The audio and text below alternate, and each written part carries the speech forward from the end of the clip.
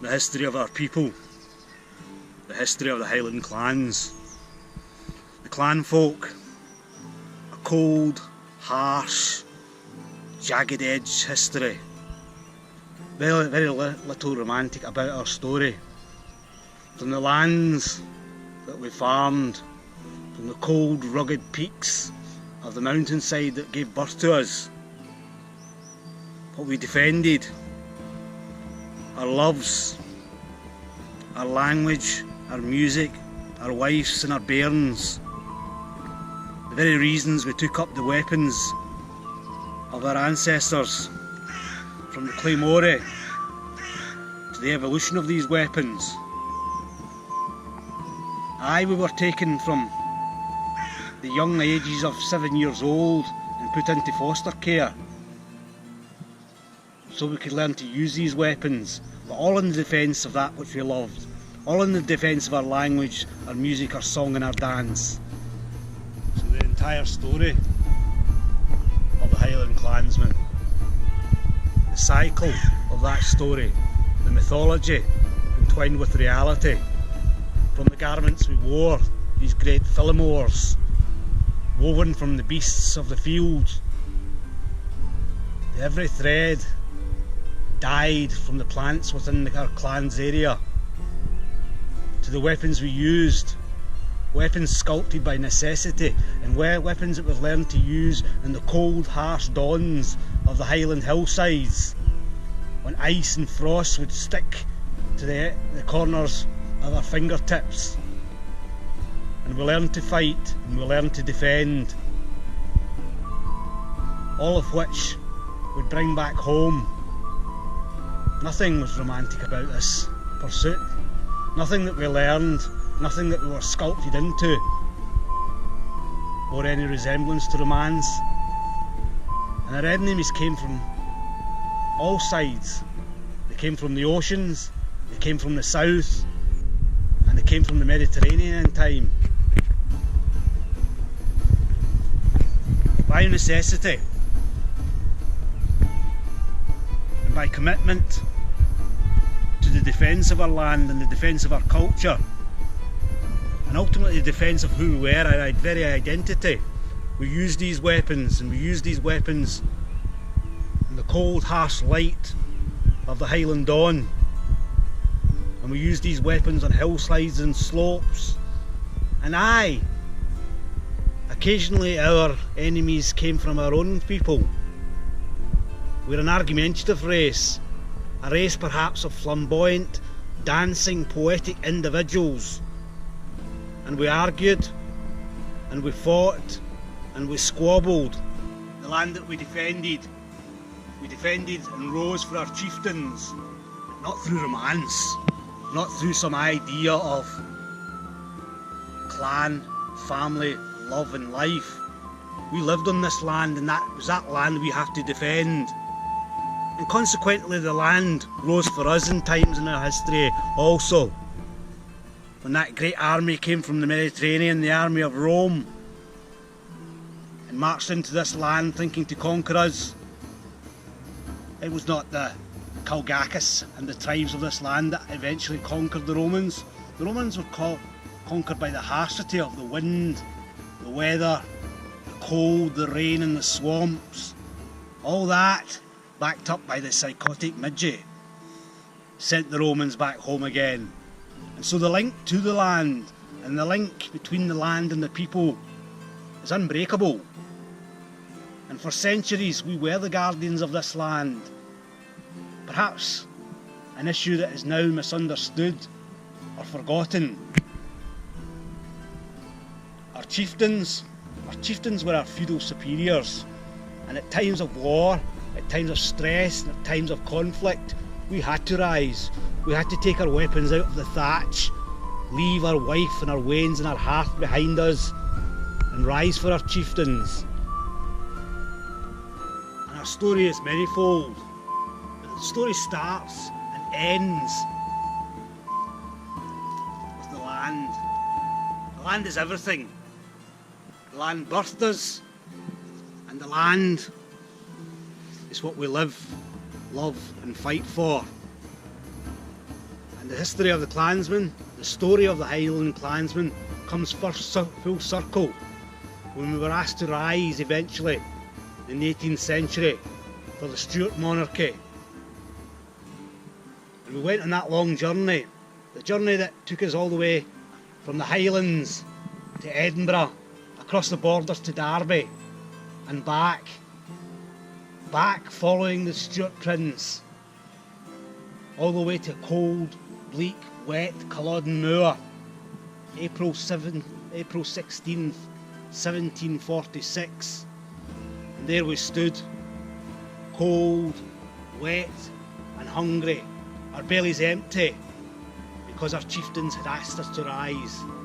Asked us to rise to keep secure the land in which we brought up our wife and our bairns. And the story ends there, but for myself standing here telling it today, the story ends with the brown best musketry on Culloden Moor as we ran into Stinking William's musket shot. My father, my brother, my uncle and my cousin charging with me in that cold bleak dawn. And then the months to follow can only be what's described as the genocide of our people. The Highland clans, as we know, that came to an end. And the story ends there. But for myself this morning, on Culloden Moor, 5 miles from Inverness, where we had been dragged by the Stuart monarch who wanted to put himself back on the throne of our land. And we rose because our chieftains asked us to rise. And the land that we protected was protected no more. And the wives and the children back in our clan lands were left exposed to the harshities of the red-coated soldiers, their men dead in Dramossy, lying with musket shots. And we lay there with our cold, harsh steel by our sides. So now tell me of romance. Tell me of the romance of the Highland clans. I see no romance in death. I see no romance in my clanfolk lying bloodied on Culloden Moor. I only see death. I see murder. I see the hearts of Highland clansmen that rose for the best of intentions, taking down roads which we should never have been, taking to lands that we had no right being in, leaving our wife and our children exposed in our clan lands. And so the cycle is broken.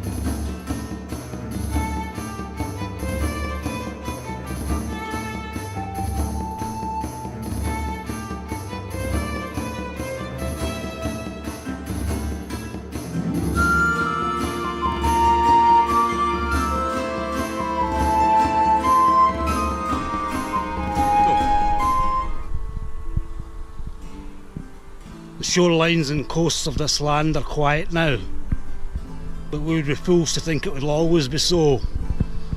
The guardians of this land, they stand tall where the clear mountain waters meet the oceans. So come yous all from foreign lands, come to these shores, and come with peace in your heart, and we will receive you.